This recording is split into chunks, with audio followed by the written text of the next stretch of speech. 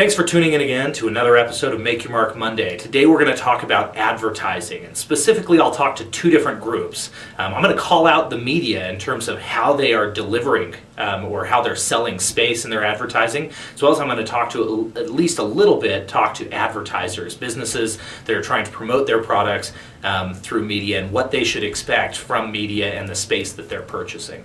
Traditionally, marketers have three steps that they go through, or at least that marketing kind of takes in. You've got the stimulus, and that's when people are first exposed to the product. Then you have the purchase that happens, and that's the first moment of truth to determine whether or not the stimulus actually worked.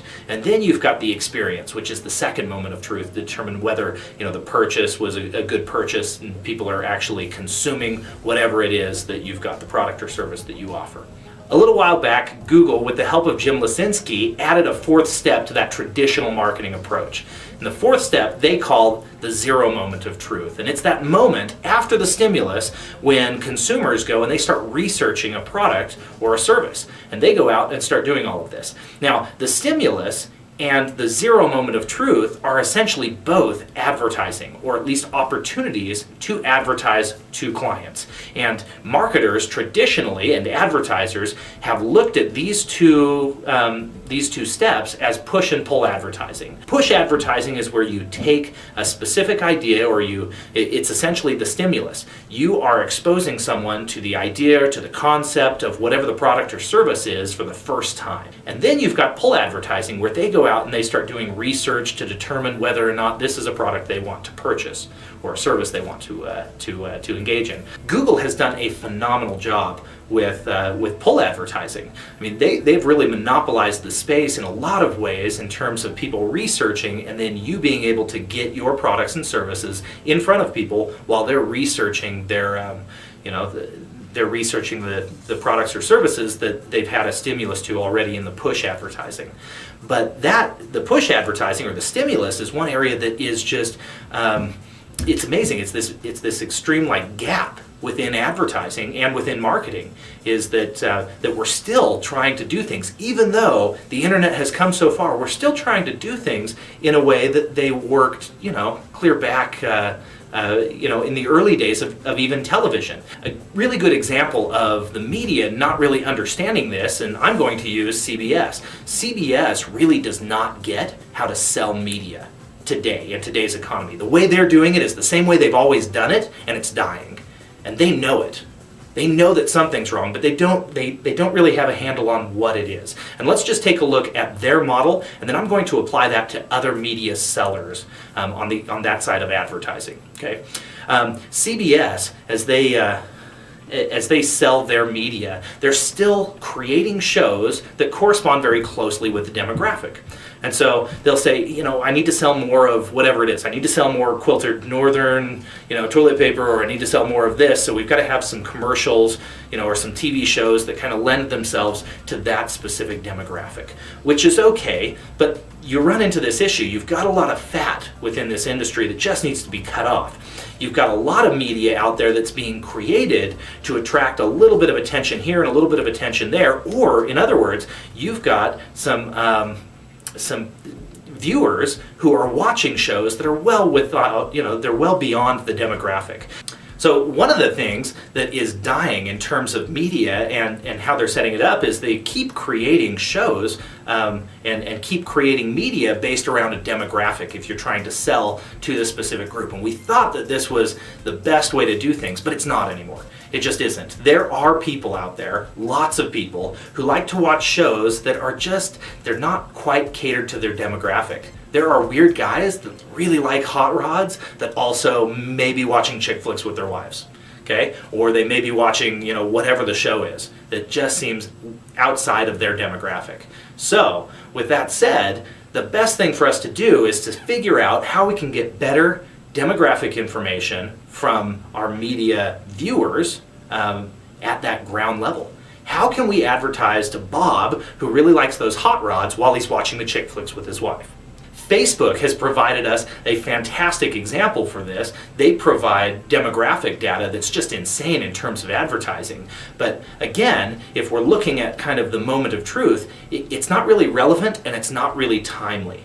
Now, the relevance is fairly easy for us to take care of. The timely thing, that may be a little bit more difficult. Relevance is something that can become fairly easy for us to figure out, but it requires a lot of work. Let's take, for example, CBS again. And CBS has essentially, they've set up all of these TV shows, but what they don't do is they don't require any demographic data before you get going. So I continue to see commercials that aren't related to me. And most people, they may not admit this, you may have some people that don't admit this, but I believe that most people who view media would be much, much more impressed, or they'd have a much better experience if they were having the stimulus of advertising that was closely related to whatever they are concerned with, or whatever they like. Who cares what they're reading? Who cares what they're watching?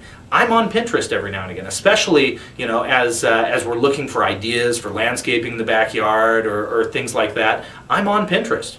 Pinterest is not really my demographic, but we've got media space there, essentially, that if they've got demographic data, then they can sell something directly to John Broadbent without having to worry about whatever the content is that John Broadbent is engaged in, because they know me based off of who I am. So the real answer to this is media sellers should be giving away the content, completely just giving it away so that they've got large, just droves of viewers.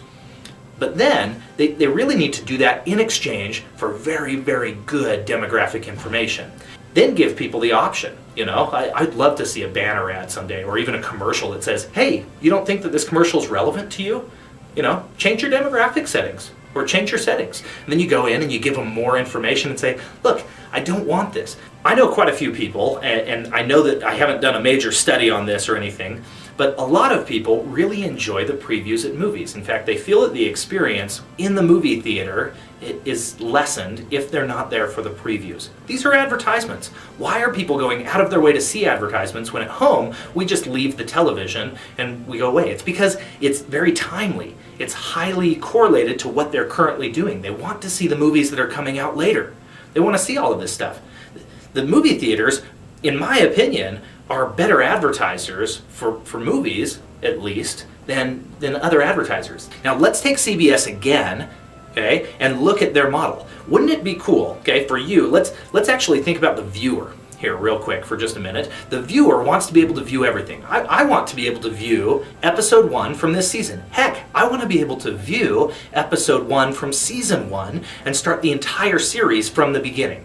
Think about this. If you could go to an advertiser, okay, you sell media, if you could go to an advertiser and promise them that there will be no fat, that we are going to deliver content to the exact people who want it, based on who logs in to see the information. And I don't care, we can show shows that aren't even running anymore. Let's show some shows from the 80s or the 70s or the 60s.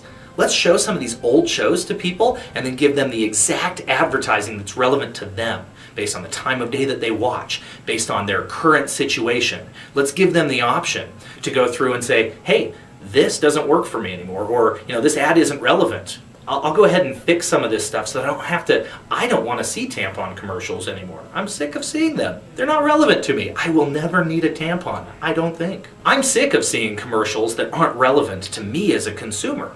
I want to see relevant commercials. I'll have a fantastic experience. I'm not going to fast forward commercials. I probably won't even leave the room. I'll have a great experience. I'll think that my experience with consuming the content is cheapened if I have ads delivered to me, if I have a stimulus delivered to me that is very, very relevant to what I'm watching. But I think that for a lot of people, in the movie industry, this has just kind of happened naturally and people stumbled across it that, wow, people like to watch the previews. But when it comes to other content, I just think that we just haven't been dumb enough to stumble upon it. So, media sellers really need to be considering how they can get a better demographic sold to their advertisers. And advertisers, you need to be demanding this. The technology exists today, but media sellers aren't selling it. And I don't know if it's because they're too lazy or if they really think that there are too many technical difficulties with going through, at least through this route. But advertisers, you should be demanding demographic viewers, or at least demanding that your ad be delivered to people automatically. I will gladly log into CBS with my personal credentials, and I'll give you demographic information about me. Great, as long as I can see ads that are relevant to my situation in life or to what I'm going through currently at the moment. And I think we've got this huge, just gaping hole that we can capitalize on as media sellers or content marketers, essentially.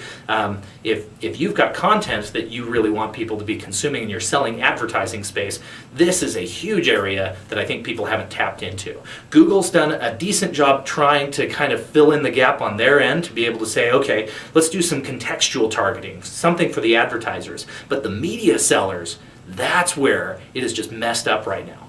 The media sellers are still doing things the same way they were doing them back in the 60s when television was fairly new. They're still just selling media or creating media that is closely related to a demographic for a target product or service. Later this week in Webinar Wednesday, we'll take a deeper look at how the media is really doing this poorly right now. I'm going to look for some examples of some media sellers who are doing this well, but quite honestly, there aren't a lot of them out there, and so we will be looking at a lot of examples of how media sellers are doing this incorrectly, and specifically, I'll address for advertisers what they need to be looking for as they are looking to sell or not sell advertising space, but essentially put their advertisements onto different media sources. Thanks again for tuning in.